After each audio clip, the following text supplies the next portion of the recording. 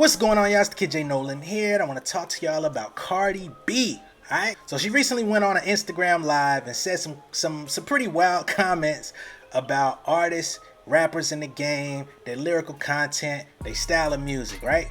Particularly, she called out artists that rap about drugs, talk about weed too much, talk about lean. What I'm gonna do now is I'm gonna play the clip and I'm gonna give you my thoughts. So I went to the club today, and I know what is missing in the club. Why? Me! They're missing me! Rappers nowadays, all of them want to die. They all want to die.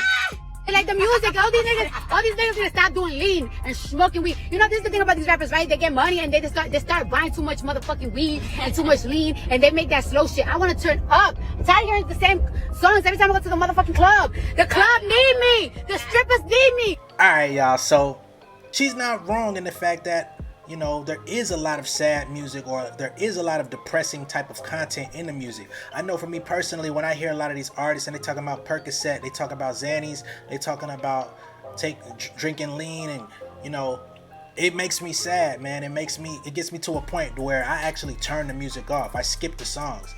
You know what I'm saying? If I hear them say Percocet too many times in a verse, I turn it off. I gotta protect my energy, man. That's not something that I don't surround myself with that lifestyle. That's not something that I am comfortable with. I feel like when I hear gun bars or things about poverty or struggle, it's a little bit more fictitious.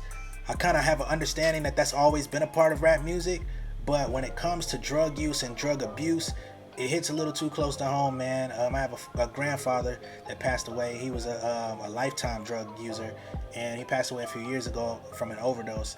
So when I hear this stuff, man, I'm not saying that I think about him automatically, but it's just like, this is something that's going on right now. There's so many young people that are abusing drugs and getting addicted to all of these antidepressants and things like that, and it's just like, it's tough to really stomach, man. Me being an elder statesman, I guess you could say nowadays, I'm not really in that movement, so it's hard for me to really listen to it with an open ear and feel like this is something that I need to be listening to, or something that I can vibe with, or you know, they talk about it in a way that it's not just about trying to treat their vices or treat their depression, but it's kind of glorified, like, oh, we offer Xanny, we offer da-da-da-da. They make it sound like they're partying to this stuff, and that's just not my lifestyle, man. It's not something that I can really get with. So I definitely understand where Cardi's coming from. I do think anytime an artist in the type of spotlight and position that she's in makes these type of polarizing statements, it does put them in a negative light, because it's like, yo, if you don't like it, there's a lot of people that don't like what you do. There's a lot of people that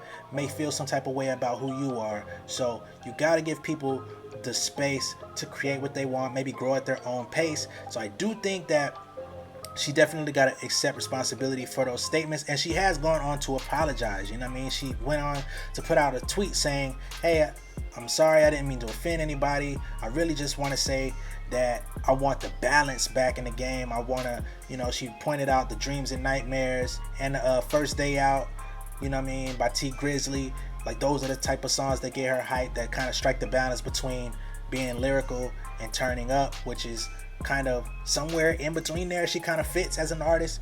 So yeah, man, I just wanted to cover this because I think that sometimes these statements do get blown out of proportion, but I do think at the same time, you got to take responsibility for the things that you say. If we're going to hold people like DaBaby to the fire, if we're going to hold people like 50 Cent to the fire, or anybody that has an opinion, you have to understand and be fine with the outcome after you do it. So, and at the end of the day, I think the fans really just want Cardi to go ahead and drop that album. They tired of her talking about music, talking about the state of hip-hop, talking about everybody else, or spectating on what's happening. They really want the album from her. So maybe if she can come back and get that on the table, she won't have to talk about everybody else. All right? If you have comments, let me know in the box down there. You already know what to do, but make sure that you like, share this video, drop a comment, and subscribe to the channel, all right? Try and get that 1K. Peace.